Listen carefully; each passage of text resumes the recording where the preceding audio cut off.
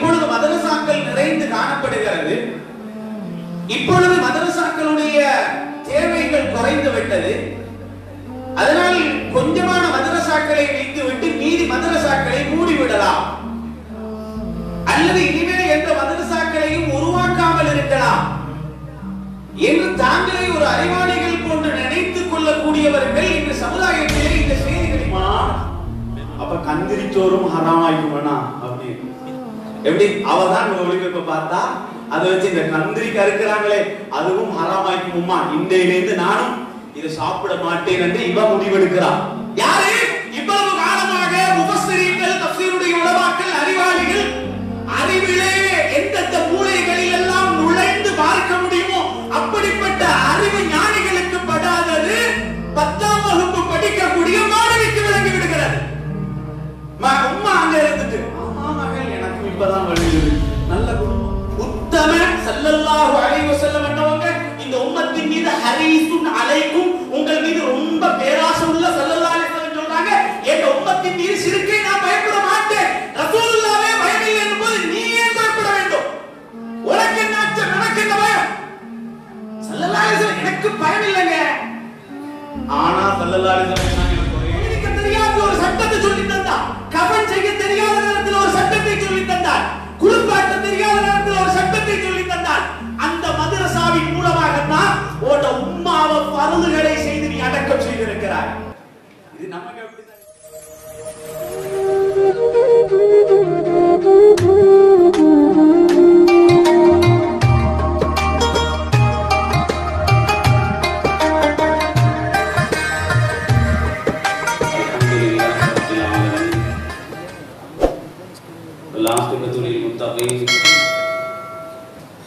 والصلاة والسلام على سيدنا ومولانا محمد وعلى آله وصحبه أجمعين.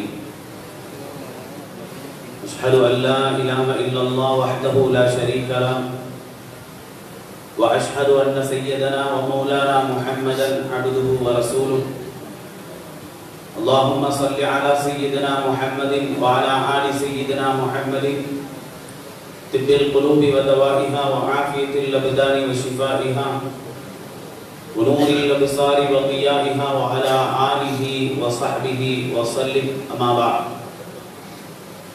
فقد قال الله تعالى في قرآنه الكريم بسم الله الرحمن الرحيم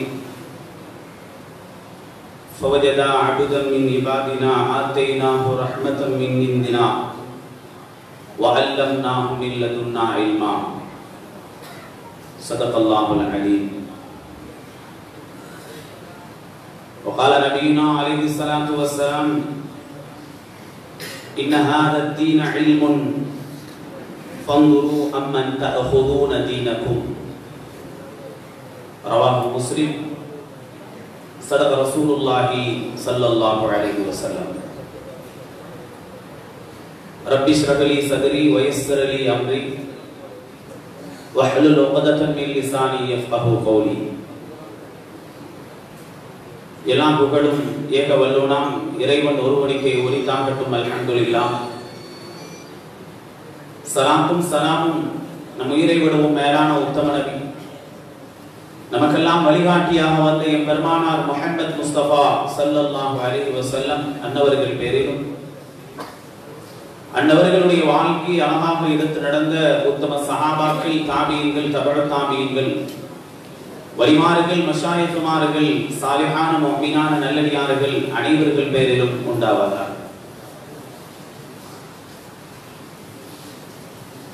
புனிதமான ஆலிம்களை உலகத்துக்கு அடையாளம் காட்டும் பட்டமளிப்பு விழாவிலே தலைமை தாங்கி நடத்தி கொண்டிருக்கக்கூடிய தலைவர் அவர்களே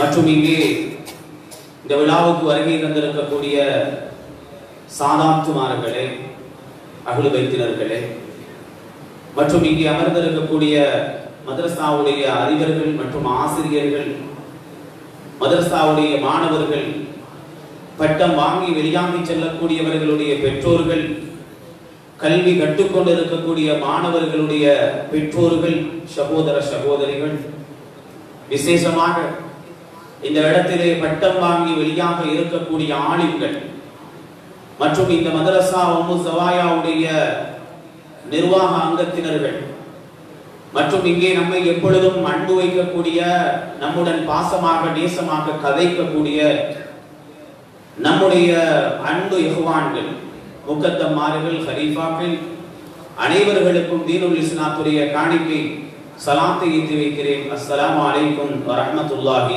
வபரகாத்துஹு.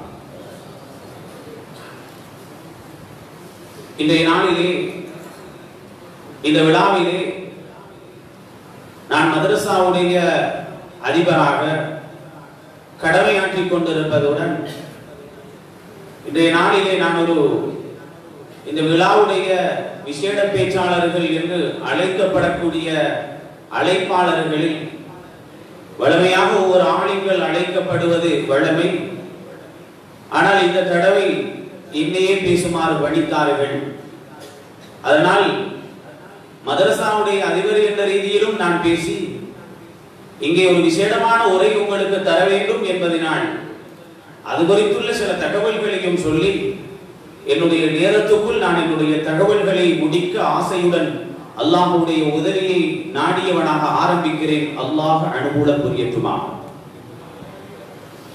அன்பு நிறைந்தவர்களே, இஸ்லாமிய நெஞ்சங்களே, இன்று நாம் இந்த விழாவுடைய ஆரம்ப பகுதியிலே இந்த மதரசாவுடைய பட்டம் பெற்று வெளியாகக்கூடிய ஆலிம்களாக இந்த மாணவர்கள் சில உரைகளை நிகழ்த்தினார்கள்.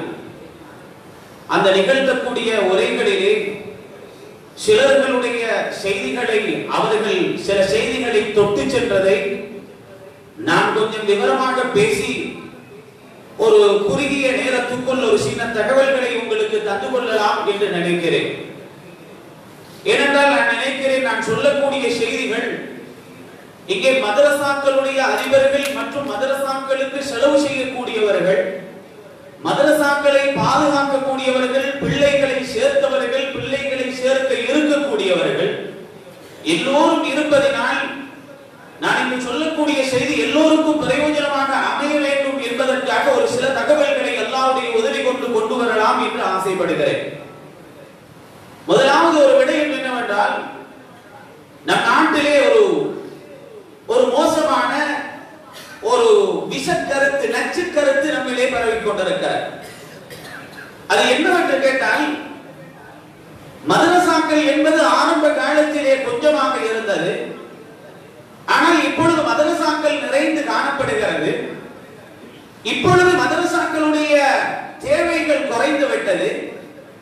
அதனால் கொஞ்சமான மதரசாக்களை வைத்துவிட்டு மீதி மதரசாக்களை மூடிவிடலாம், அல்லது இனிமேல் எந்த மதரசாக்களையும் உருவாக்காமல் இருக்கலாம் என்று தாங்களே ஒரு அறிவாளிகள் போன்று நினைத்துக் கொள்ளக்கூடியவர்கள் இன்று சமுதாயத்திலே இந்த செய்திகளை பரப்புகிறார்கள். ஆனால் அவர்கள் ஒரு கட்டத்தையும் ஒரு பகுதியையும் தான் பார்க்கிறார்களே ஒழிய, இதால் வரக்கூடிய முசீபத்துகள், இதால் வரக்கூடிய ஆபத்துகள், இதால் வரக்கூடிய பிரச்சனைகள் என்ன என்பது அவர்களுக்கு தெரியாமல் இருக்கிறது. இந்த நாட்டுடைய வரலாற்றை கொஞ்சம் பின்னால் சென்று பாருங்கள்.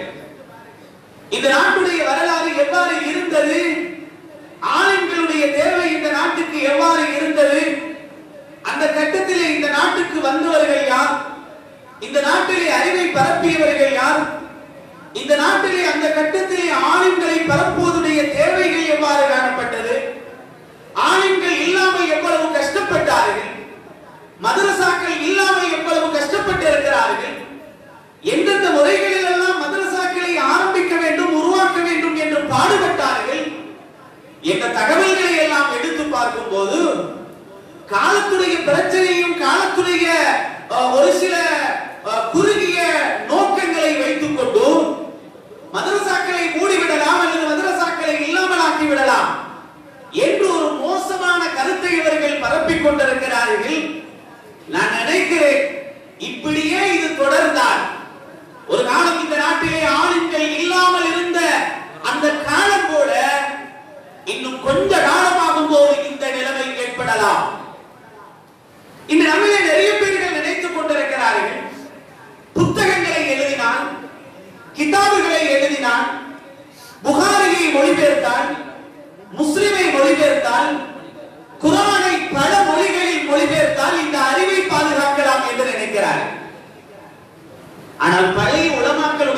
முசீபத் என்ன தெரியுமா? இந்த சமுதாயத்துக்கு ஏற்பட்ட நோய், இந்த சமுதாயத்துக்கு ஏற்பட்ட முசீபத் என்ன தெரியுமா? எந்தெந்த கிதாபுகளில் எல்லாம் மொழிபெயர்க்கப்பட்டு மார்க்கத்தை மக்களுடைய கையிலே விளையாடும் பந்தாக கொடுக்கப்பட்டதோ அன்றிலிருந்துதான் இந்த சமுதாயத்துக்கு முசீபத்தின் முதலாவது அஸ்திவாரங்கள் வைக்கப்படுகிறது. ஒன்றை நன்றாக விளங்கிக் கொள்ள வேண்டும்.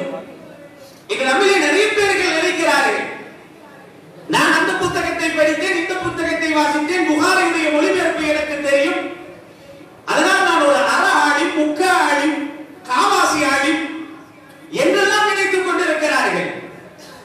புகாரியை தனியாக மொழிபெயர்த்து ஒரு மனிதனுடைய கையிலே கொடுத்து, இந்த புகாரியுடைய மொழிபெயர்ப்பை நீ முழுமையாக வாசித்து இந்த புகாரிக்கு முழுமையான விளக்கம் சொன்னால், உண்மையிலே நான் நினைக்கிறேன் ஒரு பாமர மனிதனினால், மார்க்கம் படிக்காதவனினால், சர்வு தெரியாதவனினால், நஹு தெரியாதவனினால், லுகத்து படிக்காதவனினால், மந்த்க்கு மஆனி போன்ற இலக்கிய இலக்கண கலைகள் தெரியாதவனுடைய கையிலே சென்றால் நான் நினைக்கிறேன் அவன் வழிகட்டுக்குள்ளே சென்று கொண்டிருக்கிறான்.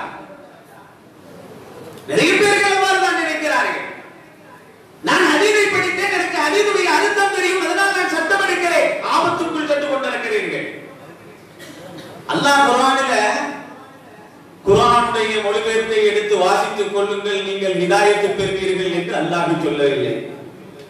நபிகள் நாயகம் ஸல்லல்லாஹு அலைஹி வஸல்லம் அவர்கள் எனக்கு பின்னால் குர்ஆனுடைய ஹதீஸுடைய மொழிபெயர்ப்புகளை எடுத்து வாசித்து படித்துக் கொள்ளுங்கள், ஹிதாயத்தை பெறுவீர்கள் என்று சொல்லவில்லை. அல்லாஹ் சொல்லும் வார்த்தை என்ன தெரியுமா? ஃபஸ்அலு அஹ்ல ذிக்ரி இன் குன்தும் லா தஅலமூன். உங்களுக்கு தெரியாதா? தெரிந்தவர்களிடத்தில் கேட்டு படித்துக் கொள்ளுங்கள். நீங்க அப்படிதான் நிறைய பேர் நினைக்கிறாங்க. நானும் கொஞ்சம் படிச்சிருக்கிறேன். சில பேர் இந்த Facebookல வாட்ஸ்அப்ல எல்லாம் பேசும்போது அது கேட்கவே ஒரு மாதிரி இருக்கு. எப்படி தெரியுமா சொல்லுவாங்க? நேத்து நான் ஒரு செய்தி பார்த்தேன். சாதாரணமா வேலை கடைக்கு வேலை போறவன் நான் ஒரு செய்தி பார்த்தேன், நான் நினைக்கிறேன் அப்படி சொல்லுவாங்க. எப்படி சொன்னா அந்த அவங்களோட போக்குல போய் பேசுவாங்க. நான் நினைக்கிறேன் இந்த ஹதீஸை வச்சு பார்க்கும்போது இதுதான் இதற்குரிய சட்டம் என்று நான் நினைக்கிறேன். அல்லாஹு அக்பர். ஆளுங்களை அல்லாஹ் சுப்ஹானஹு வ தஆலா இல்மை கொண்டு தேர்ந்தெடுத்து படிக்க வைத்து கால்மடித்து உட்கார வைத்து உஸ்தாதுமார்களை அதற்காக வேண்டி தியாகம் செய்ய வைத்து மாணவர்களை ஓத வைத்து 6 வருடம் 7 வருடம் ஓதியதன் பின்னால் ஒரு தரிசிலே உஸ்தாதை உட்கார வைத்தால் கூட சில கட்டத்தில் ஒரு சின்ன கிதாபை தூக்கிட்டு வருவார். இதுக்கு என்ன விளக்கம் எனக்கு விளக்குது இல்லைன்னுவார். யாரு? 7 வருடம் 6 வருடம் படித்து மதரசாவிலே ஓதி கொடுக்கக்கூடியவர்.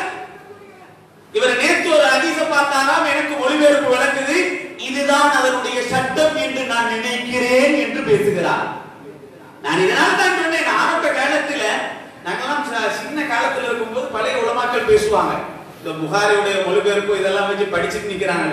சிலவங்க ஃபலாயிலுக்காக வேண்டியா இருந்தா பார்க்கலாம். நபிகள் நாயகம் ஸல்லல்லாஹு அலைஹி வஸல்லம் அன்னவர்கள் சொன்னார்கள், கோபம் என்பது ஷைத்தானுடைய விடயத்தில் என்றும் உள்ளது. அதை பார்க்கும்போது நம்ம எல்லாருமே விளங்கிக் கொள்ளலாம். இந்த ஹதீஸை சின்ன புள்ள படிச்சாலும் அப்ப நம்ம கோபப்படக்கூடாது என்று நமக்கு அது விளங்கிக் கொள்ளலாம். அதே போல நபிகள் நாயகம் ஸல்லல்லாஹு அலைஹி வஸல்லம் சொன்னார்கள், அஸ்ஸலாத்து மிஃப்தாஹுல் ஜன்னah, தொழுகை என்பது சொர்க்கத்துடைய திறவுகோல். ஸல்லல்லாஹு அலைஹி வஸல்லம் சொன்னாங்க. இதை நீங்க சொன்னாலும் உங்களுக்கு விளங்கும், நான் சொன்னாலும் எனக்கு எல்லாருக்கும் இது விளங்கக்கூடியது. ஆனால் இந்த ரெண்டு செய்தியையும் எடுத்துக்கொண்டு எனக்கு குர்ஆனுடைய மொழிபெயர்ப்புகளை எல்லாம் பார்த்தால் எனக்கு சட்டம் எடுத்துக் கொள்ளலாம் என்றோ, ஹதீஸுடைய மொழிபெயர்ப்புகளை எல்லாம் பார்த்தால் எனக்கு சட்டம் தெரிந்து கொள்ளலாம் என்று நினைத்தாலோ எவ்வளவு ஆபத்தான நிலைமைகளுக்கு அது கொண்டு போய் சேர்க்கும் தெரியுமா? ஒரு ஊர்ல ஒரு பொம்பளை புள்ள ஒரு குர்ஆனுடைய மொழிபெயர்ப்பு வாசித்தா. வாசிட்டு அதாவது வமா உஹில்ல பிஹி லிகைரில்லாஹ், அல்லாஹ் அல்லாதவைகளுக்காக வேண்டி அறுக்கப்பட்டவைகள்.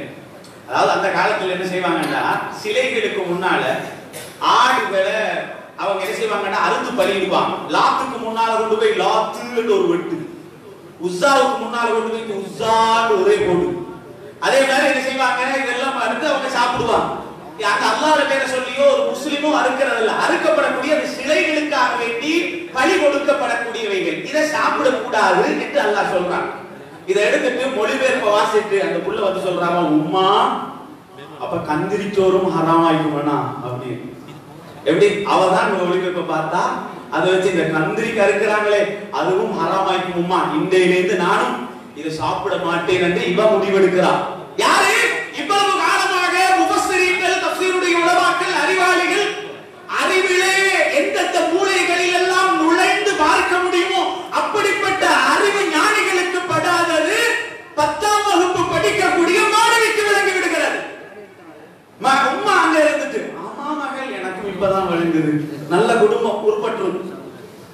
இமாம் ஜலாலுத்தீன் சுயூத்தி ரஹ்மத்துல்லாஹி அலைஹி என்பவர்கள் விசேஷமாக சொல்வதாக இருந்தால் ஷாதுலியா தரீகாவை பின்பற்றியவர்கள்.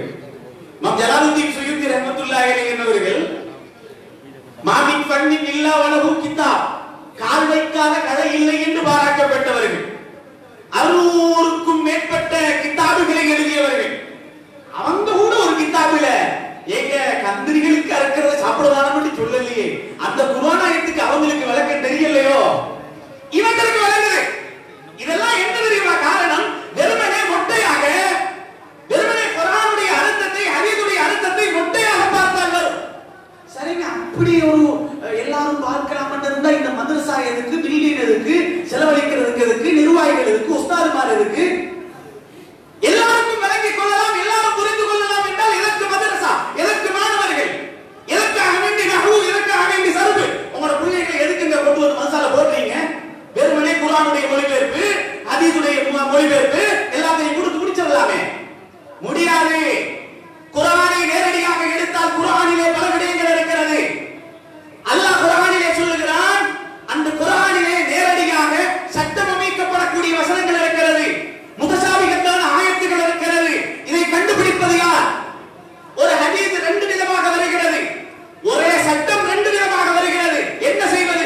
ஒரு ஹதீஸ் சொல்லுகிறது இது கூடும், ஒரு ஹதீஸ் சொல்லுகிறது இது கூடாது. என்ன செய்வது? மொழிபெயர்ப்பு தலையில இருந்து தூக்கி வச்சிட்டு சுலோன் முல்லா தெரிஞ்சாலும் விளக்கம் தெரியாது. இதற்கு என்ன செய்ய வேண்டும்? என்ன வழி? இதை தர்ஜீஹ் பண்ணுவதுடைய வழி என்ன? இதை யாருக்கு தெரியும்? அது ஆண்களுக்கு தெரியும். ஆண்கள் எங்களை போல ஆண்களுக்கும் தெரியாது. அதற்கண்டு படித்து கலையிலே தேர்ச்சி பெற்ற ஆண்களுக்கு தெரியும். வரலாற்றை தேடி பாருங்கள். இமாம் அஹ்மத் பின் ஹம்பல் ரலியல்லாஹு அன்ஹு ஒரு கருத்து 10 லட்சம் அல்லது 7 லட்சம் ஹதீஸ்களை மனப்பாடம் செய்தவர்கள். எத்தனை ஹதீஸ்ங்க பாடம்? 5 ஹதீஸ் பாடம், அதுல அறவரையா பாடம். புகாரியை தூக்கி பார்த்தா தான் தெரியும். இமாம் அஹ்மத் பின் ஹம்பல் ரலியல்லாஹு அன்ஹு அவர்கள் 50 லட்சம் ஹதீஸ்களை பாடமாக்கியவர்களுடன் சொல்லுகிறார், ஹதீஸிலே இருந்து சட்டம் எடுக்கும் முறை எங்களுக்கு தெரியாது. அல்லாஹ் 7 வரைக்கும் தெரியுமா? இமாம் ஷாஃபி இமாம் எங்களுக்கு சொல்லி தரும் வரை பாடமாக்கியவர் சொல்லுகிறார்.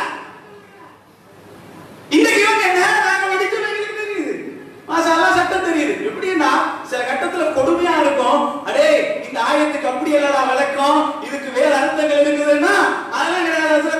எனக்கு விளங்குறதா நான் சொல்வேன், மொழிபெயர்ப்புல பார்த்தேன், நான் அதை எடுப்பேன். ஒரு ஆளுக்கு நான் மொபைல்ல இந்த மாதிரி பேசிட்டு இருக்கும்போது நான் சொன்னேன், இத்திபாவு சஹாபா இருக்குது, சஹாபிகள் காட்டி தந்த நல்ல வழிகள் இருக்கிறது, அதை எடுத்து நடக்கலாம் என்றதோட அவன் சொன்னா அதெல்லாம் கூடாது அப்படின்னா. அப்ப நான் சொன்ன ஒரு குர்ஆன் ஆயத்தை ஓதி நான் விளங்கப்படுத்தினேன். வஸ்ஸாபிகூனல் அவ்வலூன மினல் முஹாஜிரீன வல் அன்சார் வல்லதீன தபஊஹும் பிஇஹ்சானின் ரலியல்லாஹு அன்ஹு. முந்தி சென்ற முஹாஜிர்கள் அன்சாரிகளை யார் நல்ல முறையில் பின்பற்றுகிறார்களோ ரலியல்லாஹு அன்ஹு வரலூய என்று அல்லாஹ் சொல்கிறான். அப்ப சஹாபிகளை பின்பற்றியவர்கள் என்று அல்லாஹ் குர்ஆன்ல சொல்றான். அப்ப சஹாபிகளை நல்ல முறையில் பின்பற்றுவது என்று ஒரு வசனம் இருக்குதா இல்லையா என்று நான் சும்மா சொன்னேன். நான் குர்ஆன் ஆயத்தை அதை சொல்லல, இப்படி ஒன்று இருக்குது என்றதோட அவன் சொன்னான் அது லகீவான ஹதீஸ்கள் தான். போச்சா? நான் சொன்ன தயவு செஞ்சு போன வச்சிருவாப்பா அப்படி. ஏன் என்னோட பேச முடியாதா? பேசுறதா முதல்ல உன் தலையை செக் பண்ணி மூளை இருக்குதா? முதல்ல அரபை பார்த்ததோட எல்லாம் குர்ஆனா? நீங்க அரபிலேயே எல்லாம் குர்ஆனா எல்லாம் ஹதீஸா? இது என்னன்னு கேட்டீங்கன்னா, நீ புகாரியை பரட்டு, முஸ்லிமை பரட்டு, வாசி, ஏதாவது பேசு, இந்த பேசி மக்களுக்கு மத்தியில் ஒரு கருத்தை சொல்லு, அவனோட கருத்தை சொல்லி உனக்கு பிடிக்கலைன்னா லைவ்னு சொல்லிட்டு வந்துட்டே. சமீபத்துல குனூத் சம்பந்தமாக ஒரு செய்தியை நான் பேசினேன். அந்த பிரச்சனை வந்த நேரத்துல அப்துல் ஹமீத் பஹஜி ஹலிஃபத்துல் குலஃபா அவங்க சொன்னாங்க, இதுக்கு ஒரு வீடியோ பேசி போடுங்க. நானும் ஒரு ஆசைப்பட்டேன், நிறைய பேர் சொன்னாங்க. அப்ப அந்த அறிவிப்பாளர் வரிசையில் வரக்கூடிய அபூ ஜாஃபர் ராஸி என்பவர் அவர் பலவீனமானவர் என்று, மனசக்தி குறைந்தவர் என்று சில பேர்கள் சொல்லுகிறார்கள் என்பதனால் அந்த ஹதீஸை நாங்கள் பலவீனம் என்று சொல்லுகிறோம் என்றார். உடனே அது சம்பந்தமான தகவல்களை எல்லாம் எடுத்து அவர்களை நம்பிக்கைக்குரியவர்கள் என்று சொன்னவர்கள் கிட்டத்தட்ட 13-14 பெரும் பெரும் ஹாஃபில்களான ஹதீஸ்களை வல்லுநர்கள் இருக்கிறார்கள். ஒரு சிலர்கள் குறை சொல்லுகிறார்கள் என்பதனால அதுவும் காரணம் குறிக்கப்பட்டு இந்த நிலையில் இவர் அறிவித்தார். இவரை தொட்டும் அறிவித்தால் தான் அவருடைய கருத்திலே சில குளறுபடிகள் வரும் என்று சொல்லப்பட்டு கூட குனூத் எங்களுக்கு பிடிக்காது என்பதற்காக என்ன சொல்றாங்க, நாங்கள் ஏற்றுக்கொள்ள மாட்டோம் மட்டுமல்ல, குனூத்தை யாராவது ஓதினால் அந்த குனூத்துக்காக வேண்டி நரகம் போவான். மனோ இச்சை, சொந்த கருத்து. இது உலகத்துல முதல்ல செஞ்சது யார் தெரியுமா? முஹம்மது இப்னு அப்துல் வஹாப். இவன் தான் ஆரம்பத்துல மக்களுக்கு மத்தியில எப்படி சொன்னானண்டா, குர்ஆன் ஆயத்தை ஓதுவானா, ஓதி போட்டு நீ ஒரு கருத்து சொல்லு அப்படின்னு, அவன் ஒரு கருத்து, நீ ஒன்றை சொல்லு, நீ ஒரு கருத்து, நீ ஒன்றை சொல்லு. சும்மாங்க இந்த கடை வியாபாரம் செஞ்சவன், நீங்க செஞ்சவன், இந்த நீ பிடிச்சி தெரிஞ்சவன் எல்லாம் கூட்டு வந்து உட்கார வச்சு நீ ஒன்றை சொல்றான், அது ஒரு அர்த்தம், நீ ஒன்றை சொல்றான், இது ஒரு அர்த்தம். இது ஆரம்பத்துல ஃபவுண்டேஷன் போட்டு கொடுத்தவர் யார் தெரியுமா? முஹம்மது இப்னு அப்துல் வஹாப். அவருடைய சகோதரர் சுலைமான் என்பவர் நல்ல மனிதர். அவர் சொல்லுகிறார். இமாம் அத்தாபி நாயகம் இவரை குறித்து பல கிதாபுகளில் எழுதுகிறார். இமாம் ஸையீத் அலானி ரஹ்மத்துல்லாஹி அலைஹி என்பவர்கள் இவரை குறித்து இவர் எப்படிப்பட்டவன் என்ற தகவல்களை தருகிறார்கள். அன்று ஆரம்பிக்கப்பட்டது. துரதிர்ஷ்டவசமாக அவருடைய கொள்கைக்கு வேர்த்த பெயர் ஜமாஅத்துத் தௌஹீத். அவர் அந்த கொள்கைக்கு வைத்த பெயர் ஜமாஅத்துத் தௌஹீத். அதே வேளைதான் இன்று வாழையடி வாழையாக நடைபெற்றுக் கொண்டிருக்கிறது. அதனால் சொல்ல வரக்கூடிய செய்தி என்னவென்றால், நீங்கள் குர்ஆன் ஹதீஸ்களை எடுத்து நான் ஆராய்ச்சி செய்ய போகிறேன் என்று பொதுமக்கள் கிளம்பினாலும், சொல்ல போனால் என்னை உங்களை போன்ற இந்த ஆளுங்கள் இருக்கிறாங்களே, நாங்க ஸ்டார்ட் பண்ணினால் கூட எங்களை இது ஆபத்தில் தள்ளிவிடும். எங்களுடைய வழி என்ன தெரியுமா? எங்களை விட அறிவாளிகளான இமாம் ஷாஃபி இமாம் ரஹ்மத்துல்லாஹி அலைஹி, ஷாஃபி மதுஹபிலே வரக்கூடிய இமாம் நவவி இமாம் ரஹ்மத்துல்லாஹி அலைஹி, இமாம் ராஃபி இமாம் ரஹ்மத்துல்லாஹி அலைஹி, இது போன்ற பெரும் கடல்கள் குர்ஆன் ஹதீஸை அலசி அலசி அலசி தேடி தேடி தேடி இதில் எது என்ன சட்டம் என்பதை எல்லாம் எடுத்து குனூத்தை குறித்து இமாம் நவவி ரஹ்மத்துல்லாஹி அலைஹி என்பவர்கள் சொல்லுகிறார்கள், இந்த ஹதீஸை ஸல்லல்லாஹு அலைஹி வஸல்லம் என்பவர்கள் மௌத் வரைக்கும் குனூத் ஓதினார்கள் என்ற ஹதீஸ்கள் பல ஹதீஸ்களை வல்லுநர்கள் அறிவித்து அந்த அனைவர்களும் இந்த ஹதீஸை சஹீஹ் என்று சொல்லி இருக்கிறார்கள். மட்டுமல்ல, இமாம் நவவி ரஹ்மத்துல்லாஹி அலைஹி என்பவர்களுடைய கருத்து, ஷாஃபி மதுஹபுடைய சட்டம், ஒரு மனிதன் குனூத்தை விட்டால் அவன் சஜிதா சஹ்வு செய்வது சுன்னத். அதாவது சுன்னத்துகளிலே கணிக்கப்படக்கூடிய ஒரு சுன்னத். ஆனா எங்களுக்கு பிடிக்கல, எங்கட கொள்கைக்காரருக்கு பிடிக்கல என்பதற்காக வேண்டி அந்த ஹதீஸை தூக்கி வீசுங்க என்று சொல்லும் காலம் இது. நம்ம மக்கள்கிட்ட ஒரு பழக்கம் இருக்குது என்று சொன்னா, புதுசா எவனாவது ஒருத்தன் கிளம்பி வந்து ஏதாவது ஒருத்த சொன்னா ஆட்டிடுவாங்க வாழை. அதுலயும் அவன் சல்லிக்காரனா இருந்தா ஓவரா ஆட்டுவான். சல்லிக்காரனோ பணக்காரனோ இருந்து அவன் ஒரு கருத்தை சொன்னான்னு சொன்னா பெரும்பாலும் இது கரெக்ட் மாதிரி தான் எங்களுக்கு விளங்குது. ஏன் பணம் ஆடுதே. ஒரு ஊர்ல ஒரு நாய் செத்து போச்சான். நெட்ல படித்து ஒரு நாய் செத்து போச்சான். அந்த நாய்க்காரன் சொன்னானா, இந்த நாயை முஸ்லீம் மையவாடியில தான் அடக்கணும் அப்படின்னாங்க. அப்போ ஊர்ல இருக்கிறவங்க காதி எல்லாரையும் கூப்பிட்டு கேட்டதோட, ஏங்க எங்க அடக்கிறது? இவர் சொல்றாரு முஸ்லீம் மையவாடியில அடக்கணுமா பண்றாரு. அதெல்லாம் முடியாது, முஸ்லீம் மையவாடியில நாய் அடக்குறது எப்படி முடியும், விடமாட்டோம் அப்படின்னா. அவன் கொஞ்சம் போய் காலிட கையில கொஞ்சம் கையை சல்லியை குத்தி விட்டான். காலி போட்டார் சாக்குல. அடுத்த நாள் கிளம்பி வந்தாரா, நான் இன்றைக்கு சொல்றேன் இந்த நாயை முஸ்லிம்கள மையவாளியில தான் அடக்கணும் அப்படின்னா.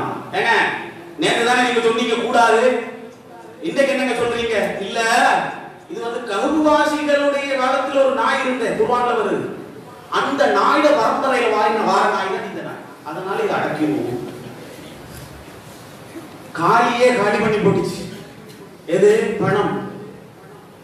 ஸல்லல்லாஹு அலைஹி வஸல்லம் இன்னைக்கு ஒரு சமுதாயத்துல ஒரு கூட்டம் தெரியுறாங்க, ஷிர்கை ஒழிப்போம். ஷிர்கை, அதுக்கு பெரிய மாநாடு, 2 நாள் 3 நாள் மாநாடு. புகாரில ஒரு ஹதீஸ் வருது, என்ன தெரியுமா? ஸல்லல்லாஹு அலைஹி வஸல்லம் அவங்க சொன்னாங்க, இந்த உம்மத்துக்கு நான் ஷிர்கை பயப்பட மாட்டேன். உத்தம ஸல்லல்லாஹு அலைஹி வஸல்லம் என்றவங்க இந்த உம்மத்தின் மீது ஹரீசுன் அலைக்கும், உங்கள் மீது ரொம்ப பேராசை உள்ள ஸல்லல்லாஹு அலைஹி வஸல்லம் சொல்றாங்க, இந்த உம்மத்தின் மீது ஷிர்க்கை நான் பயப்பட மாட்டேன். ரசூலுல்லாஹ்வே பயமில்லை என்பது நீ ஏன் பயப்பட வேண்டும்? உனக்கு என்ன அச்சம், எனக்கு என்ன பயம்? ஸல்லல்லாஹு அலைஹி வஸல்லம் எனக்கு பயம் இல்லைங்க. ஆனா ஸல்லல்லாஹு அலைஹி வஸல்லம் சொன்னாங்க, எனக்கு ஒரே ஒரு விஷயம் பயம் வேண்டாம். இந்த உம்மத்துக்கு நிறைய பணங்காசி வந்து பிரிஞ்சு பிரிஞ்சு வைத்துருவாங்க, அதை நான் பயப்படுறேன். கரெக்டா நடந்து கொண்டு இருக்கு. எலிக்கறி சாப்பிடலாம் என்று சொல்றவனுக்கு பின்னால கூட அவர் சொல்றதுலயும் ஒரு நியாயம் இருக்குதுங்க அப்படின்னு சொல்லிட்டு ஒரு கிழமை பேசினாரு. 2வது கிழமை அறிவிக்கிறாரு, நான் அந்த கருத்தில் இருந்து வாபஸ் வாங்கி கொண்டேன். திண்ட எலியை சாப்பிட்டவங்களோட நிலைமை என்னவோ தெரியாது. எந்த ஹாஸ்பிட்டல் இருக்கிறாங்களோ, என்ன செஞ்சு கொண்டு இருக்கிறாங்களோ தெரியும்.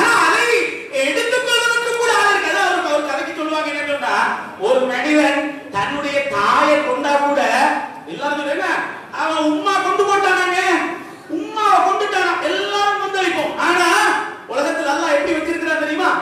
அத கூட ஒரு கூட்டத்தை வைப்பானாம் அல்லாஹ். எப்படின்னா, அவன் கொள்றதுலயும் ஒரு நியாயம் இருக்கத்தாங்க செய்யுது அப்படின்னு சொல்றதுக்கு ஒரு கூட்டம் இருக்குமா. அதனால அன்பு நிறைந்தவர்களே, இஸ்லாமிய நெஞ்சங்களே, மதரசாக்களை பொறுத்தவரை எந்த மதரசாக்கள் பலவீனமாக கொஞ்சமாக மாணவர்கள் அச்ச நிலைமையில் செலவழிப்பதற்கு ஆள்கள் இல்லாமல் ஹராமாகி நாசமான நிலையில் இருக்கிறதோ அந்த மதரசாக்களை பாதுகாருங்கள், கட்டி எழுப்புங்கள். இன்று இந்த உலகத்தில் இன்னைக்கு சமுதாயத்துக்கு பிடிச்சிருக்க ஒரு பெரிய முசீபத் என்ன தெரியுமா? சமீபத்தில் எங்க நாட்டில் ஒரு பிரச்சனை இன்னும் பெய்து கொண்டுதான் இருக்கு, இன்னும் முடியல. இந்த நாட்டுடைய சட்டம் எவ்வாறு அமைப்பது 2 பகுதியா பிரிஞ்சாங்க முஸ்லிம்கள் எல்லாரும். இதுல ஒரு கூட்டத்துக்கு எனக்கும் அழைப்பு கொடுக்கப்பட்டது, நானும் போனேன். முடிவெடுக்கிறான், நிக்காஹுடைய விஷயத்துக்கு மதுஹப் தேவையா தேவையில்லையா? ஒத்தல் இருக்கிறார், என்னுடைய முடிவு தேவை. இன்னும் ஒத்தல் இருப்பார், என்னுடைய முடிவு தேவையில்லை. சும்மா அவர் வாலிபம் இல்ல, ஒன்றும் இல்லை. நானும் பார்த்துட்டு இருக்கேன், என்னடா நடக்குதுங்க. என்னுடைய முடிவு இதுதான், நான் இந்த டாக்டர் பேசுகிறேன், என்னுடைய முடிவு தேவை. இன்னும் ஒத்தர், என்னுடைய முடிவு 4 மதுஹப்பும் தேவை. இன்னும் ஒத்தர், மதுஹபே தேவையில்லை. அவங்க நினைச்ச மாதிரி அப்ப அவங்க பதிகிறாங்க, ரைட், இவர் தேவையா இவர் தேவையில்லையா? லோகல சாப்பாடு வைக்க பாக்குறாங்க. நான் சாப்பாடு பண்ண நான் போறேன்னு வந்துட்டேன். ஏன்னா அந்த இடத்துல இருந்து எந்த நேரம் ஆபத்து வந்து நிறைய போது தெரியாது. இப்படி ஒரு காலங்க முடிவெடுக்கிறது அவங்கதான். நேற்று முதலாவது நாங்கள் மதரசால பேசிட்டு இருக்கும் போது ஒரு கதை வந்துச்சு. சொல்லுவாங்க அப்படின்னு சொன்னா, மதரசாக்களுக்கு செலவழிக்கிறது இருக்குதே இது வேஸ்ட்டுங்க அப்படின்வாங்க. ஏன் தெரியுமா? சமுதாயத்துக்கு எந்த பிரயோஜனமும் இல்லை. ஒரு டாக்டர் உருவாக்குங்க பிரயோஜனம் இருக்குது, ஒரு இன்ஜினியர் உருவாக்குங்க பிரயோஜனம் இருக்குது. யாருக்கு பிரயோஜனம்? அந்த டாக்டருக்கு 5வது நாடியை கட்டுறதுக்கு பிரயோஜனம், அந்த டாக்டருக்கு 5வது கார் வாங்குறதுக்கு பிரயோஜனம்.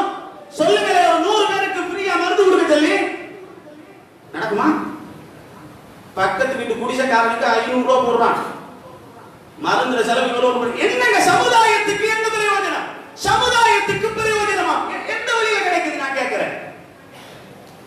ஒரு இடத்துல ஒருத்தர் பேசுறாரு, நாங்க ஒரு ஃபங்க்ஷன் ஒன்றுல வச்சு அதை போட்டு கேட்டோம். ஒரு ஆள் சொல்றாரு, ஒரு மதரசா ஒன்று இருக்குது, அந்த மதரசாவுக்கு ஒரு நாளைக்கு 12,000 செலவு, ஆனா அதுல இருந்து எந்த பிரயோஜனமும் கண்ட மாதிரி விளங்கல. அடே உன்ட உம்மா மௌத்தா போனா ஒரு துஆவ வந்து அந்த மதரசால இருந்து ஒருத்தர் வந்து ஓடினா, உனக்கு தொழுவிக்க தெரியாத ஒரு சட்டத்தை சொல்லி தந்தா, கஃன் செய்ய தெரியாத நேரத்தில் ஒரு சட்டத்தை சொல்லி தந்தார், குளிப்பாட்ட தெரியாத நேரத்தில் ஒரு சட்டத்தை சொல்லி தந்தார். அந்த மதரசாவின் மூலமாகத்தான் உன்ட உம்மாவை ஃபர்துகளை செய்து நீ அடக்கம் செய்திருக்கிறாய். இது நமக்கு அப்படித்தான். இன்னைக்கு எல்லாரும் சட்டம் சொல்லி எல்லாரும் சொன்னதினால இதுக்கு மரியாதையும் இல்லாம போச்சு. ஆலிம்களுக்கும் மரியாதை இல்ல, ஃபத்வாக்களுக்கும் மரியாதை இல்ல, ஆலிம்கள் சொல்லக்கூடிய தகவல்களுக்கும் மரியாதை இல்ல. ஒன்ன நல்லா விளங்கிக்கோங்க. நானாக இருந்தாலும், என்னை போன்ற உலமாக்களாக இருந்தாலும், வெளியாக சென்ற ஆலிம்கள், இனிமேல் வெளியாக இருக்கக்கூடிய ஆலிம்கள் யாரை எடுத்துக்கொண்டாலும், ஒரு சட்டத்தை எடுப்பதாக இருந்தால், அவரிடத்தில் கேட்பதாக இருந்தால், அவர் எப்படிப்பட்டவர் என்பதை பார்க்க வேண்டும். நினைச்சவன் எல்லாம் சொல்ல முடியாது, நினைச்சவன் எல்லாம் சட்டம் பேச முடியாது. சஹாபிகள் 10,000 சஹாபிகள் இருந்தாங்க, எல்லாரும் சட்டம் பேச இல்லை. நபிகள் நாயகம் ஸல்லல்லாஹு அலைஹி வஸல்லம் அன்னவங்கள்ட்ட ஒரு சஹாபி வந்து கேட்டான், யா ரசூலல்லாஹ், இப்ப நீங்க ஹயாத்தோட இருக்கிறீங்க, உங்கள்ட்ட நான் சட்டங்களை கேட்டு படிக்கிறேன். ஒருவேளை ஒரு காலம் வந்து நான் வரும்போது நீங்க இல்லை என்றா நான் எப்படி சட்டத்தை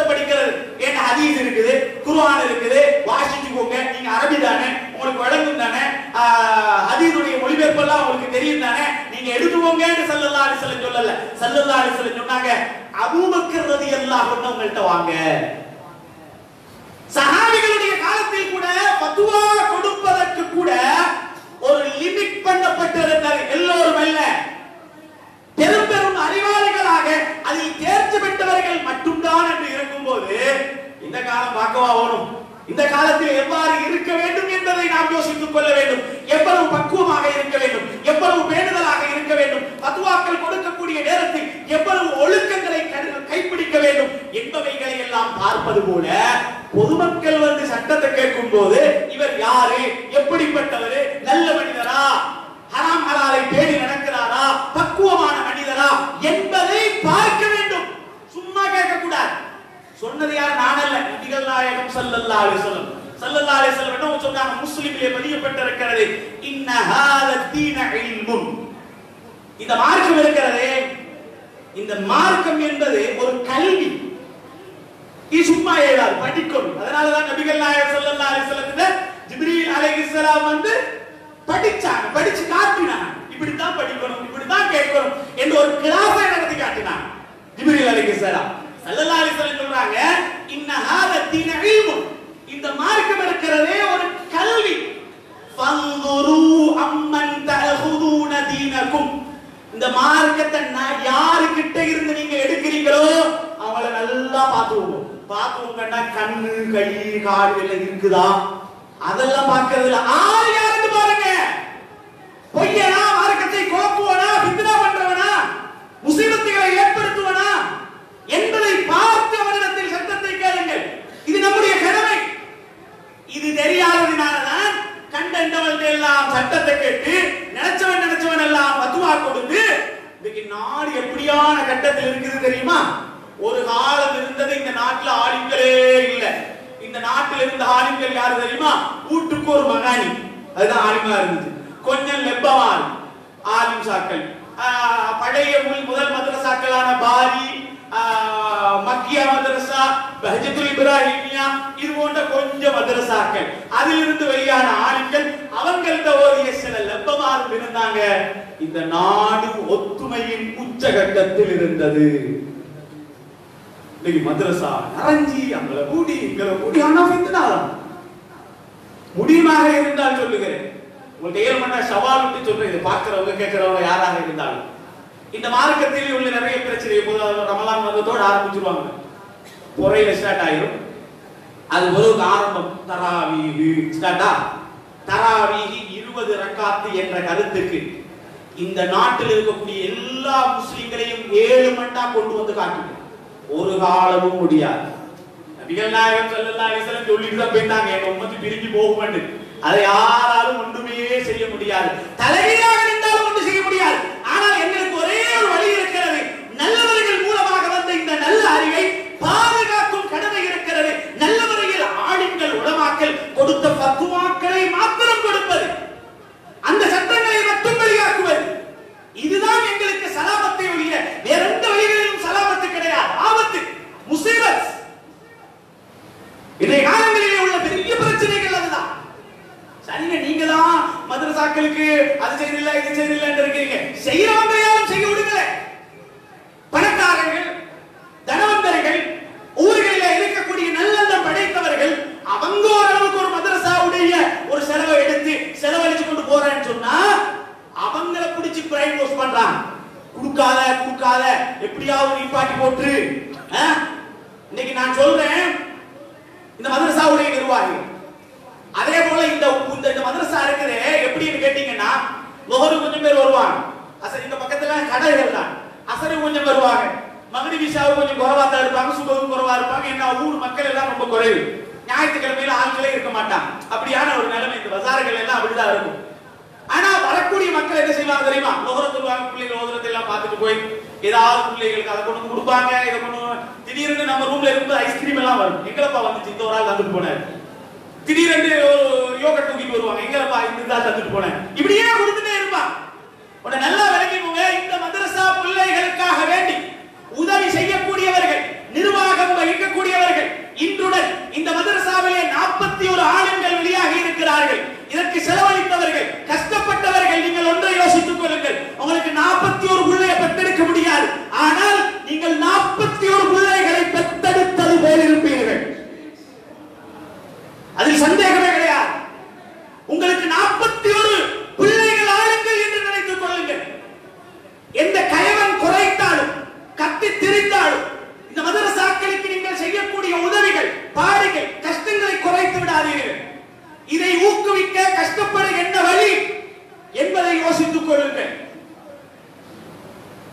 ஒரு ஆலிமா இருக்கிறேன், என்னுடைய சகோதரரும் வந்திருக்கிறேன். எங்கள் நான் 3 பேர், 3மே ஆலிம்கள் தான். ஃபசான் நவாஸ் அறிவிப்பாளர் அவர் சொன்னது போல எங்க வாப்பும் ஒரு ஆலிம் தான். அப்ப எங்க உம்மா என்ன செய்வாங்கன்னு சொன்னா, அவ எங்கட பிள்ளையெல்லாம் ஆலிமாக்கிட்டாருன்னு சொல்லி அவர் சும்மா இருக்கலாம். அவகிட்ட ஒரு பழக்கம் இருக்குது. என்னன்னு கேட்டீங்கன்னா, மதரசாவுல ஓதக்கூடிய ஒரு புள்ள வந்தேன்னு சொன்னா அவகிட்ட எவ்வளவு இருக்குதோ 500 300 400 அதை கொடுத்து அனுப்புவான். அவதான 3 பிள்ளைய ஆலிமாக்கிட்டார்ல, எதுக்கு? அவ சொல்லுவா, நான் இன்று இந்த பிள்ளைக்கு நான் உதவி செய்யும் போது, ஏந்த புள்ள ஓதும் போது, ஏந்த பிள்ளைகளுக்கு யாராவது உதவி செய்தால் என்ன சந்தோஷம் கிடைக்கிறதோ அதை நான் இந்த பிள்ளைகளுக்கு கொடுக்கிறேன் என்று அவவாறு முடிச்சதை கொடுப்பா. ஏன் என்ன 3 பிள்ளை ஆடிந்தானே, திரும்ப எதுக்கு நான் ஒரு பிள்ளை கொடுக்கணும்? 500 ரூபாய் தேவையில்லாத வேலை இது. அதில் இன்பம் கண்டவர்கள் இன்பத்திலே இருப்பார்கள், இதை செலவழிக்கத்தான் முயற்சி செய்வார்கள், கஷ்டப்படுவார்கள். மனசால வெறுத்துறாதீங்க. நான் நினைக்கிறேன் ஒரு மதரசா, இந்த மதரசாவை சுத்தி நிறைய ஊர் மக்கள் சுத்தி இருக்கிறாங்க. அங்க ஒரு தோட்டம், இங்க ஒரு தோட்டம் இருக்குது, அங்க பெரியபள்ளி மதரசா, அங்க இன்னொரு மதரசா, எல்லா மதரசாக்களும் சுத்தி சுத்தி இருக்கிறாங்களே. இந்த ஊர் மக்களுக்கு கிடைச்ச பாக்கியம் என்ன தெரியுமா? 4 மணிக்கு எழுப்பி இந்த பிள்ளைகள் எல்லாம் குர்ஆன் ஓத ஆரம்பிப்பாங்க.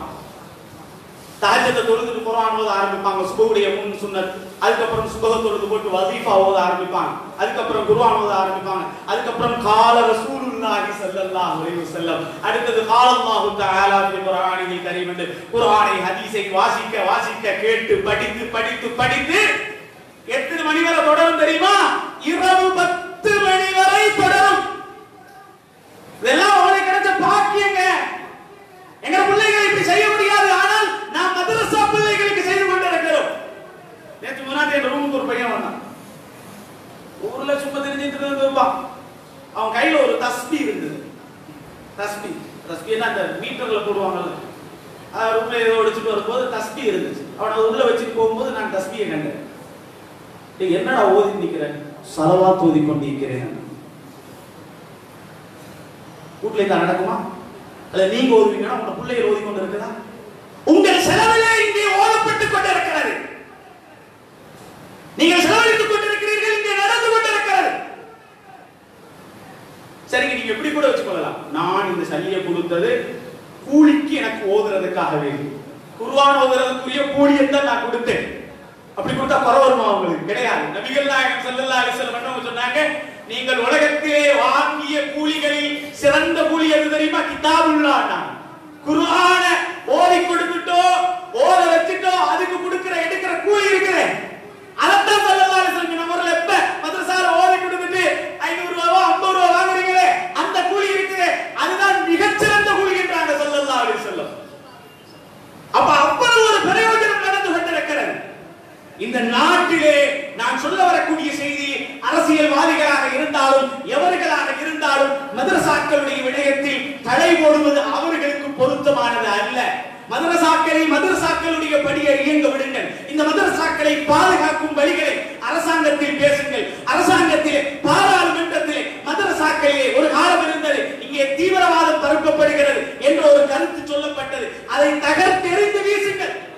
அரசியல்வாதிகள் பேசுங்கள். இங்கே எந்த தீவிரவாதம் கிடையாது. சொல்ல போனார் வீடுகள்ல மரமேறி திரிஞ்சவன், அங்க மீன் பிடிச்சு திரிஞ்சவன், விளையாடி திரிஞ்சவன் எல்லாம் தலப்பா கட்டிட்டு தீவிரவாதம் அல்ல, உண்மையான ஒழுக்கம் இங்கே தான் வருகிறது. கேட்டுக்குள்ள வந்ததோட ஆளே மாறிடுறான். இங்க தீவிரவாதமா படிச்சு கொடுக்கப்படுது. அரசியல்வாதிகள் பேச வேண்டும். ஒரு நாள் நான் இதற்கு முன்னால் இருந்த மதரசாவிலே நான் உஸ்தாதாக இருக்கும்போது ஒருவர் வந்தார். கையில நிறைய செயின் எல்லாம் கட்டப்பட்டு கழுத்துல ஒரு மாலை போடப்பட்டிருந்தது. அதை பார்க்கும் போது எனக்கு ஒரு வேற சிந்தனைகள் எல்லாம் வந்தது. எதற்கு வந்தாரோ என்ற ஒரு சிந்தனை வந்தது. நாங்க ஃப்ரீயா எல்லோருக்கும் டெலிபோன் தர போறோம் மதரசாக்களுக்கு, உங்களோட மதரசாவுடைய டீட்டெயில் தாங்க அப்படி. எனக்கு சந்தேகம் வந்துச்சு. நான் சொன்னேன் எங்களுக்கு டெலிபோன் இருக்குதுவாங்க. இல்லைங்க நாங்க ஃப்ரீயா தருவோம், பூத் இதெல்லாம் நாங்க ஃப்ரீயா தருவோம், மாசம் மாசம் வரக்கூடிய செலவுல இருந்து நாங்க அந்த பாதி கூட நாங்க குறைச்சிக்குவோம். நாங்க என்ன அப்படி ஒரு கட்டம் வந்தா உங்களோட போன் நம்பர் தாங்க நான் உங்களுக்கு கால் பண்ணி சொல்றேன். பின்னால மருஹூம் அசைத் அலை மௌலானா அவர்கள் ஹயாத்துடன் இருக்கும்போது அவங்க கொஞ்ச நாள் கழிச்சு ஒரு அறிவித்தல் விட்டாங்க. மதரசாக்கள் பள்ளிவாசல்களுடைய தகவல்களை கேட்டு வந்தால் யாரும் கொடுக்க வேணாம். இப்ப அரசியல்வாதிகள் என்ன செய்யணும்? இருக்கிற மதரசாவை மூடுவதல்ல, அழிப்பதல்ல, இல்லாமல் ஆக்குவதல்ல. எங்கட மதரசாக்களில் ஓதி கொடுக்கப்படுவது குர்ஆன், ஹதீஸ், எங்கள் மார்க்கத்தை பாதுகாக்கிறோம், இங்கே தீவிரவாதங்கள் எதுவும் கிடையாது என்று பேசணும். அங்க இருந்து கொண்டு மதரசா எல்லாம் கூடுதலா இருக்குங்க, கொஞ்சம் மூடி விட்டுருவோம் மதரசா வேண்டாம். என்னங்க இது? உன்னை நன்றாக விளங்கிக் கொள்ளுங்கள். நமக்கு இன்னும் நல்ல ஆளுங்கள் தேவைப்படுகிறார்கள். இந்த நாட்டுக்கு இருக்கிற போதவா தெளிவான நல்ல விளக்கமுள்ள ஆளுங்கள் தேவைப்படுகிறார்கள். ஒரு நல்லா விளங்கிக்கோங்க. குர்ஆனை நான் ஆரம்பத்தில் சொன்ன மாதிரி குர்ஆன ஹதீஸ மொழிபெயர்த்து வச்சதினால இந்த மார்க்கம் பாதுகாக்கப்படும் என்று கடுவுல கூட நினைக்காதீங்க. ஸல்லல்லாஹு அலைஹி வஸல்லம் சொன்னாங்க, இந்த அறிவு ஒரு காலமாகும் போது புடுங்கப்படும் என்றார். புடுங்கப்படும் அந்த காலத்துல குர்ஆன் மொழிபெயர்ப்பும் இருக்கும், ஹதீஸ் மொழிபெயர்ப்பும் இருக்கும், சியாசத்தால் எல்லாம் இருக்கும். ஆனா அறிவு புடுங்கப்படும். சரியாக இது புடுங்கப்படும். எதனால்? பிகப்ரில் உலமா, உலமாக்களை அல்லாஹ் மௌத்தாக்க செய்வதன் மூலமாக.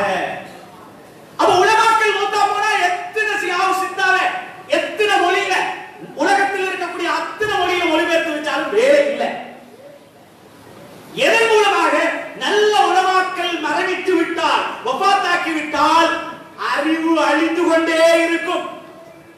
இந்த காலத்தில் அது போன்ற ஃபித்னாக்கள் வரும்.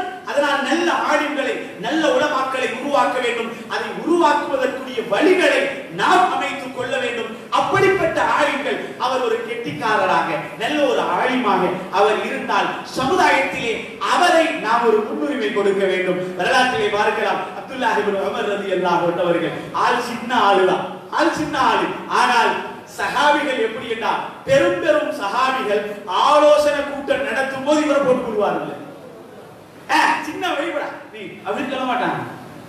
நீ சின்னவா இருந்தாலும் உன் அறிவு இருக்குமா உள்ளவா உள்ளே உட்கார வைப்பார்கள். அதனாலதான் உமர் ரலியல்லாஹு அன்ஹு கத்தியால குத்தப்பட்டார். உமர் ரலியல்லாஹு குத்தப்பட்டதுக்கு பின்னால அபூபக்கர் சித்திக் ரலியல்லாஹு அன்ஹு சாதாரணமான நிலையில அவங்க வஃபாத்தானாங்க. உமர் இப்னு கத்தாப் ரலியல்லாஹு அன்ஹு கத்தியால குத்தப்பட்டார். அந்த உமர் ரலியல்லாஹு அன்ஹு வஃபாத்தாக முன்னால எனக்கு பின்னால கலீஃபா இவர்தான் என்று உமர் ரலியல்லாஹு அன்ஹு சொல்ல இல்லை. அபூபக்கர் ரலியல்லாஹு அன்ஹு சொல்லிட்டு போனாங்க, எனக்கு பின்னால உமர் ரலியல்லாஹு அன்ஹு. உமர் ரலியல்லாஹு அன்ஹு சொல்ல இல்லை. ஆனா ஒரு ஆலோசனை குழு ஒன்று உருவாக்கினாங்க. உருவாக்கி சொன்னாங்க, இந்த குழுவிலே என் மகனையும் சேர்த்துக் கொள்ளுங்கள், ஆனால் என் மகனுக்கு மட்டும் ஆட்சியை கொடுத்துறாதீங்க. ஏன் சேர்க்க சொன்னாங்க தெரியுமா? அவர் அப்படி ஒரு அறிவாளியாக இருந்தார். சின்ன ஆட்களாக இருந்தாலும் சின்ன உயரம் ஆள் கட்ட, நம்ம சொல்லுவோமே அஜோஸ்தானா பைத்துல் இப்ராஹிமியாவிலே முன்னால் ஒரு அதிபராக பெரும் ஒரு அறிவுக்கடலாக இருந்தவங்க. ஆளை பார்த்தா சின்ன ஒரு சேட்டை போட்டு கடையில போயிட்டு குடிச்சிட்டு இருப்பாரு. அது ஒரு தடவை பைத்துல் இப்ராஹிமியாவுக்கு முன்னால ஒரு இடத்துல ஒரு ஹோட்டல் ஒன்றுல எப்படியோ எல்லாரும் உட்கார்ந்து இருக்கிறாங்களா, டீ குடிச்சிட்டு இருக்கிறாங்க. ரெண்டு பேரும் வந்து அரபு பேசினாங்க. பேசுறது இவர் கேட்டே இருந்தாங்க. பச்சை பொய்யெல்லாம் வளர்த்துறாங்களா, இவர் பின்னால் உட்கார்ந்து நிற்கிறார். அது உசானா நல்ல ஜெதுபாயிட்டம். எனக்கு இவ்வளவு நேரம் என்னத்தனா பேசிக்கொண்டு இருந்தீங்க அப்படின்னு அவனை பார்த்து ஒரு விதமா கேட்டதோடு அவன் பயந்து கேட்டா, நீங்க யாரு? நான் தான் இந்த மதரசாவுடைய பிரின்சிபல். நான் தான் இந்த மதரசாவுடைய பிரின்சிபல் என்று சொல்லும் வரைக்கும் அந்த டீ குடிக்கிறவங்களுக்கு யாருக்கு தெரியாது. ஏன்னு கேட்டீங்கன்னு சொன்னா, அந்த அளவுக்கு அவர்கள் ஒரு சின்ன ஆளாக சாதாரண ஒரு மனிதராகத்தான் இருந்தாங்க. ஒரு செய்தியை சொல்லி முடித்துக் கொள்கிறேன். அதாவது சின்ன ஆட்களாக இருந்தாலும் நம்ம ஒதுக்கிட கூடாது. அவங்கள்ட்ட இருந்து சாதாரண சில கட்டங்களை நம்ம பாடங்கள் நடத்தி கொண்டு இருக்கும் போது நாம ஒரு 1008 யோசனையில கிதாபுகளை வாசிக்கும் போது சின்ன மாணவர்கள் சொல்லுவாங்க, சில கட்டத்தில் அவங்களே எங்களுக்கு சொல்லுவாங்க, இந்த இடத்துல இப்படி வருமானு கேட்பாங்க. நாங்க யோசிச்சு பார்த்தா அது சரியாது. அதனால நீ ஏண்ட விலையை திருத்து இரியோனை தூக்குற மசா விட்டு அவனுக்கு பாராட்டணும், அவனுக்கு துவா செய்யணும், அவன் அறிவாங்க. என்னை பொறுத்தவரை நான் மட்டுமில்லை, எல்லா உலமாக்களும் தான். எங்கள்கிட்ட ஓதின ஒரு மாணவர் எங்களை தாண்டி போறாண்டா கண்ணீர் வடித்து, ஆனந்த கண்ணீர் வடித்து சந்தோஷப்படுவோம். ஏன் தெரியுமா? எங்கள்கிட்ட ஓதினவன் அல்ஹம்துலில்லாஹ் என்னை தாண்டி போயிட்டான்னா நான் ரொம்ப சந்தோஷப்படுவோம். ஒரு செய்தி, அப்துல்லாஹ் இப்னு அப்பாஸ் ரலியல்லாஹு அன்ஹு அவர்கள் என்ன சொல்லப்படுகிறது, அவங்கள்ட்ட ஒரு ஆள், ஒரு மன்னர் ஒரு கேள்வி கேட்டாங்க. ஒரு கேள்வி கேட்டா அது ஒரு மன்னர் படித்தவர், அவர் உலக ரீதியாக மார்க்கம் சம்பந்த ரீதியாக எல்லா தகவல்களும் தெரியும். அவர்கிட்ட ஒரு கேள்வி கேட்டாரா, ஒரு உலகத்தில் ஒரு 13 விஷயம் இருக்குதுங்க. இந்த 13 உலகத்துல 13 தாங்க இருக்குது. சில கட்டத்துல நானே சொல்லி நீங்கள் கேட்டிருக்கலாம், இல்லையா கேட்காதவர்களுக்கு இந்த செய்தியை வாங்கிக் கொள்ளுங்கள். உலகத்துல ஒரு 13 விஷயம் இருக்குதுங்க. அந்த 13 தான். ஒன்றா ஒன்று தான் இருக்கணும், 2 இருக்க கூடாது. 2 தான் இருக்கணும், 3 இருக்க கூடாது. அப்படி ஒரு 13 விஷயம் இருக்குன்னு சொல்ல முடியுமான்னு கேட்டா, அப்துல்லா இப்னு அப்பாஸ் ரலியல்லாஹு சின்ன தான். அவங்க சொன்னாங்களா, என்னால சொல்ல முடியும், அல்லாஹ் வந்து நான் சொல்லுவேன் அப்படின்னா. இவர் பல வருஷங்கள் இந்த மன்னர் ஆராய்ச்சி பண்ணி தேடி தொகுத்து வச்ச விஷயத்தை ஒரு 2 நிமிஷத்தை அடிச்சு தட்டி போயிட்டான். அப்துல்லா இப்னு அப்பாஸ் ரலியல்லாஹு கேட்டாரா, என்ன சொல்லுங்க பார்க்கலாம். 1 இருக்குது, 2 இல்ல, அல்லாஹ் ஒருவன். 2 இருக்குது, 3 இல்ல, இரவு பகல் 2 தான், 3 இல்ல. 3 இருக்குது, 4 இல்ல, தலாக்கு 3 தான். 4 இருக்குது, 5 இல்ல, வேதங்கள் 4. 5 இருக்குது, 6 இல்ல, 5 வக்து தொழுகை 5 தானே, 6 இல்ல. 6 இருக்குது, 7 இல்ல, ஹலக ஸமாவாத்தி வல் அர்தி ஃபீ 6 அய்யாமின். 6 நாள் அல்லாஹ் படைச்சன்னு சொல்றான், அது 6 தான், 7 இல்ல. 7 இருக்குது, 8 இல்ல, வாரங்களுடைய நாட்கள் 7 தானே, 8 இல்ல. 8 இருக்குது, 9 இல்ல. வயஹ்மிலு அர்ஷ ரப்பிக ஃபௌகஹும் யௌமஇதின் ஸமானியா. மறுமை நாள் கிட்ட வரும்போது அல்லாஹ்வுடைய அரிசை 8 மலக்குகள் சுமப்பதாக அல்லாஹ் சொல்றான். அது 8 தான், 9 அல்ல. 9 இருக்குது, 10 இல்ல. வகான ஃபில் மதீனதி திஸ்ரஹதின் யுஃப்ஸிதுன ஃபில் அர்த். 9 கூட்டம் ஃபசாத் செய்து கொண்டிருப்பதாக அல்லாஹ் சொன்னான். அது 9 தான், 10 அல்ல. 10 இருக்குது, 11 இல்ல. வல் ஃபஜ்ர் வலையாலின் அஷ்ர். 10 இரவுகளின் மீது சத்தியமாக, அது 10 தான், 11 அல்ல. 11 இருக்குது, 12 இல்ல. யூசுப் அலைஹிஸ்ஸலாம் சொன்னாங்க, இன்னி ரஅய்து அஹத அஷர கௌகபன். நான் 11 நட்சத்திரங்களை கண்டேன். அது 11 தான், 12 அல்ல. 12 இருக்குது, 13 இல்ல. இன்ன இத்தத ஷுஹூரி இந்தல்லாஹி இஸ்னா அஷர ஷஹரன் ஃபீ கிதாபில்லாஹ். ஒரு வருடத்துடைய மாதங்கள் 12, 13 அல்ல. அவன் அரசன் அப்படியே நிற்கிறான். ஆஹா, நம்ம தேடி வச்சதை அடிச்சு தட்டிட்டு போறாரே இவரு சின்ன பையன். சரி, 12 வந்தாச்சு, 13 என்ன சொல்ல போறாரு? 13 இருக்குது, 14 இல்ல. இன்னி ரஅய்து அஹத அஷர கௌகபன் வஷம்ஸ வல் கமர். யூசுப் அலைஹிஸ்ஸலாம் சொன்னாங்க, நான் 11 நட்சத்திரங்களை கண்டேன், சந்திரனையும் கண்டேன், சூரியனையும் கண்டேன். எதை கண்டேன்? உங்களுக்கு சுஜூது, எனக்கு சுஜூது செய்ய கண்டேன் என்று சொன்னதோட 11 நட்சத்திரம், சூரியன், சந்திரன் என்றா மொத்தம் 13. இது 13 தான், 14 அல்ல.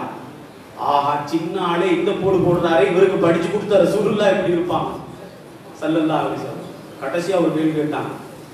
ஒரே ஒரு இடம் இருக்கிறது பூமியிலே, அந்த இடத்துக்கு கொஞ்ச நேரம் வெயில் பட்டது, அதற்கு முன்னால் வெயில் படவும் இல்லை, இனிமேல் அந்த இடத்துக்கு வெயில் படப்போவதும் இல்லை. அது எந்த இடம் என்று கேட்டான். உடனே அப்படி டப்பன் பதில் சொன்னான். மூசா அலைஹிஸ்ஸலாம் ஃபிரௌன் துரத்தி வரும்போது ஓடினாங்கல்ல, தண்ணியில் அடிச்சாங்க, தண்ணி விளந்தது, அங்க வெயில் பட்டுச்சு, பிறகு தண்ணி மூடிக்கொண்டது, அது அந்த இடத்தில் வெயில் படாது என்றான். உடனே மன்னர் சொன்னாராம், நீ உண்மையிலேயே ஒரு பெரிய அறிவாளி தான், உங்களுக்கு அறிவை சொல்லி தந்த கண்மணி நாயகம் முஹம்மது ஸல்லல்லாஹு அலைஹி வஸல்லம் அவ்வளவு பெரிய அறிவாளியாக இருப்பாங்கன்னு அந்த அரசரே ஏற்றுக்கொண்டாங்க. அப்ப அதனால நம்மளே ஆளுங்கள் உருவாகி வருகிறாங்கடா, சின்ன பட்டாம் பசங்க இப்பதான் ஓதிட்டு வந்தாலும் அப்படின்னு நினைக்காதீங்க. 6 வருஷம் கஷ்டப்பட்டு, 7 வருஷம் கஷ்டப்பட்டு ஓதி, தியாகங்களை கண்டு, பிரச்சனைகளை கண்டு, எவ்வளவு பிரச்சனைகளுக்கு மத்தியில் ஓதி முடிச்சிருக்கிறாங்க. அந்த ஆளுங்கள் நல்ல தகவல்களை ஒன்றை விளங்கிக்கோங்க. அந்த சட்டங்களை சொல்லும் போது சொந்த கருத்து சொல்றா ஆபத்து தான். ஒரே ஒரு செய்தியை சொல்லி முடிக்கிறேன், நேரத்தோட மட்டும்தான் சொன்னேன், இப்ப சொல்லி முடிக்கிறேன். ஒரு செய்தி படித்தேன். ஒரு ஒரு பொம்பளை வந்து ஒரு ஆளுங்க கேட்டாராம், எனக்கு ஒரு சட்டம் தேவை, சொல்லித்தரேமான்னு கேட்டாங்க. அந்த ஆளுங்க சொன்னாரா, முடியுமே, எப்படின்னு கேட்டாராம். நான் சட்டம் சொல்லுவேன், நீங்க ஏற்றுக்கொள்ளணும், சொல்லுங்க. ஆனா அந்த பொம்பளை கேட்டாவாம், அந்த பொம்பளை, அந்த ஆளும் அந்த பொம்பளைக்கு சொன்னாவாம், ஏங்க நீங்க சட்டம் சொல்ல போறது எப்படி என்று கேட்டதோடு அந்த ஆளும் சொன்னாராம், ஏண்ட சட்டத்தை குர்ஆன் ஹதீஸ்ல இருந்து நான் சட்டம் எடுத்து சொல்லவா, அல்லது இமாம் ஷாஃபி ரஹ்மத்துல்லாஹி அலைஹி சொன்னதை சொல்லவான்னு கேட்டாங்க. அந்த பொம்பளை சொன்னாவாம், இமாம் ஷாஃபி ரஹ்மத்துல்லாஹி அலைஹி சொன்னதே சொல்லுங்க, ஏன்னா நான் உங்களை விட இமாம் ஷாஃபி ரஹ்மத்துல்லாஹ்வை நம்புறேன் அப்படின்னா. இதுதான் இன்னஹாதல் இல்ம இன்னஹாதத் தீன இல்முன் ஃபன்துரு அம்மன் தஅஹுதுன தீனக்கும். நீங்க யார்கிட்ட அந்த மார்க்கத்தை எடுக்கிறீங்களோ அவங்கள பாத்துக்கோங்க. அதனால உங்களை விட எனக்கு இமாம் ஷாஃபி ரஹ்மத்துல்லாஹ் நம்பிக்கை அந்த சட்டத்தையே சொல்லுங்க நாங்களாம் அந்த பெண். அதனால அன்பார்ந்த இஸ்லாமிய நெஞ்சங்களே, மதரசாக்களை நடத்தி கொண்டிருக்கக்கூடியவர்களே, ஓதக்கூடியவர்களே, இங்கே வந்திருக்கக்கூடிய மதரசாக்களுக்காக வேண்டி கஷ்டப்படக்கூடியவர்களே, உங்கள் மதரசாக்களுக்கு நீங்கள் செய்யும் எந்த ஒரு காரியமாக இருந்தாலும் இன்ஷா அல்லாஹ் அதில் உண்மையான இஹ்லாஸ் உங்கள் உள்ளத்தில் இருந்தால் இன்றைய நாளில் 31ஆம் தேதி இந்த மாதம் இந்த இடத்தை நான் சொல்லுகிறேன், நீங்கள் செலவழிக்கக்கூடியது, கஷ்டப்படக்கூடியது, யார் எதை சொன்னாலும் நாம் செய்து கொண்டே இருப்போம் என்று சரிக்கல. அதில் உண்மையான இஹ்லாசுடன் நீங்கள் அல்லாஹ்வுடைய பொருத்தத்தை நாடி செஞ்சீங்கன்னா மஹ்ஷரில் அந்த நன்மையை கண்டுகொள்வீர்கள், கபரிலே அந்த நன்மையை கண்டுகொள்வீர்கள், சந்தேகப்படாதீர்கள். எவன் எதை குறைத்தாலும் அதை நாம் காதில் வாங்கிக் கொள்ள வேண்டிய அவசியம் இல்லை. நாம் மதரசாக்களை கட்டி எழுப்பி நல்ல ஆளுங்களை உருவாக்குவதற்கு என்னென்ன நல்ல வழிகள் எல்லாம் இருக்கிறதோ அந்த வழிகளை எல்லாம் தேர்ந்தெடுத்து நல்ல முறையில் ஆளுங்களை உருவாக்கக்கூடிய நல்லவர்களாக, ஆளுங்களாக, நல்ல பெற்றோர்களாக நம் அனைவர்களையும் அல்லாஹ் சுப்ஹானஹு வ தஆலா ஆக்கி அருளட்டுமா. யா அல்லாஹ் நம்முடைய பாவங்களை மன்னித்தருள்வாயாக, பிழைகளை பொறுத்து